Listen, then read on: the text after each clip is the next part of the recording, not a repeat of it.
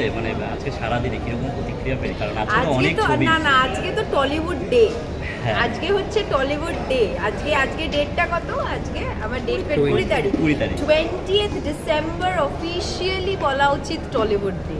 মানে আমার আজকে খুব ভালো লাগছে যে আমি একজন অভিনেতা যে টলিউডকে রিপ্রেজেন্ট করে, এবং আমরা সবসময় বলি বাংলা ছবির পাশে দাঁড়ান, বাংলা ছবির পাশে দাঁড়ান, বাংলা ছবির পাশে দাঁড়ান।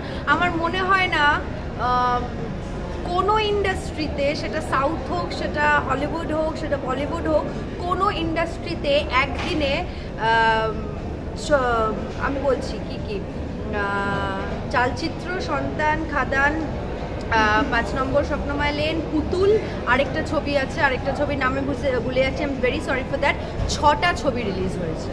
তো আমার মনে হয় যে উই শুড বি প্রাউড যে আমরা টলিউডকে রিপ্রেজেন্ট করি, এবং এটা এমন একটা জায়গা যেখানে একদিনে 6টা বক্স অফিস আসে। Thank you. খুব ভালো এক্সপিরিয়েন্স, দুজনে খুব মজা। আমার খুব একটা সিন নেই ওনাদের সাথে, তো আমি হাসান স্যারকে বলছিলাম যে পরেরটায় please I really want to, যদি চালচিত্র সিকুয়েল হয়, I really want to share screen with অনির্বাণদা আর টোটাদা। দুজনে খুব একদম শান্ত, very very sweet person, very humble person. All over না সিনেমাটার অংশ, কারণ সিনেমাটায় তো অনসম্বল কাস্ট, তো সিনেমাটার অংশ হয়ে আমার খুব ভালো লাগছে। অপূর্বর বিষয় কি বলে, তার সঙ্গে মানে স্ক্রিন শেয়ার হয়েছিল কি না? অপূর্বর সাথে আমার প্রমোশনে দেখা হয়েছিল বহুদিন আগে।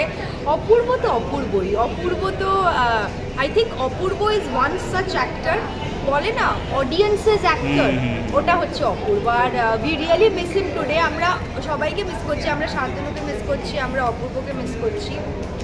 সো আমার শান্তনুর সাথে শান্তনু তো ইজ নট দেয়ার, শান্তনু তো ইজ নট দেয়ার, তো ইয়েস আমরা উই আর মিসিং দেম।